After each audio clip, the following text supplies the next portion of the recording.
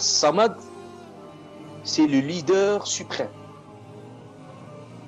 C'est-à-dire, pour les Arabes, un leader qui a tous les pouvoirs, un maître qui est très vénéré, ou un chef qui est très respecté, qui a un pouvoir absolu, les pleins droits, ça, c'est ce qu'ils les appellent As-Samad. Il y a un autre sens. Le Samad, c'est qu'il a le plein pouvoir et il se suffit à lui-même, subhanahu wa ta'ala. Ça veut dire qu'Allah Azza wa Jal n'a besoin de personne. Il ne dépend de rien, subhanahu wa ta'ala. As-Samad également, dans toujours le sens du plein pouvoir d'Allah Azza wa Jal, As-Samad, c'est celui dont toute chose a besoin de lui et lui n'a besoin de personne, subhanahu wa ta'ala. Aucune chose. Ça, le sens de Samad, c'est qu'il dépend de rien et toute chose dépend de lui, subhanahu wa ta'ala. Également, le sens de Samad, c'est aucune chose n'existe indépendamment de lui, alors que toute chose n'existe que par lui, subhanahu wa ta'ala. Aucune chose n'existe par elle-même. Donc c'est ça, retenez bien ce premier mot de Samad, dans sa force, dans sa puissance. Et le deuxième sens qui découle de ce premier sens de Samad, qui vient du verbe Samada.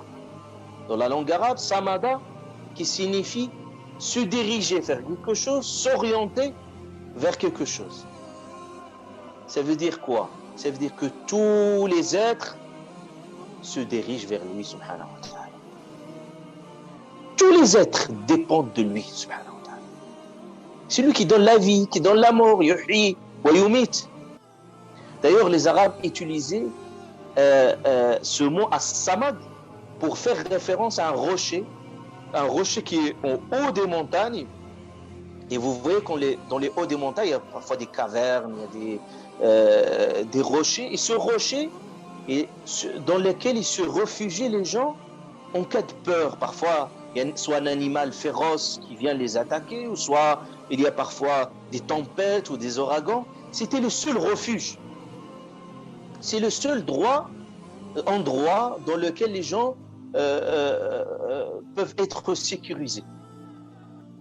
As-Samad nous apprend à nous réfugier vers Allah subhanahu wa ta'ala, à nous réfugier vers Allah azza wa jal en cas de souci. As-Samad nous apprend à fuir vers Allah.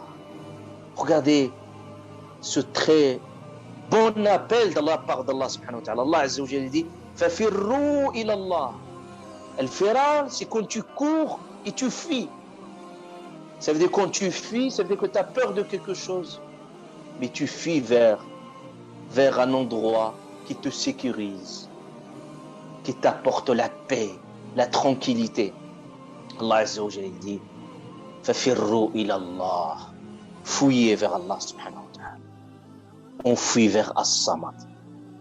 As-Samad, ça nous apprend à s'accrocher à lui en cas d'angoisse, à se fier à lui, subhanahu wa ta'ala, en cas de doute, à se remettre à lui en tout lieu, dans toutes les circonstances. Parce que se remettre à Samad, subhanahu wa ta'ala, il procure au cœur une sérénité, une sûreté, une sécurité. Parce qu'avec As-Samad, vous gardez toujours votre dignité. Vous dites qu'il est au-dessus, il a les pleins pouvoirs. Je peux lui demander tout, subhanahu wa ta'ala.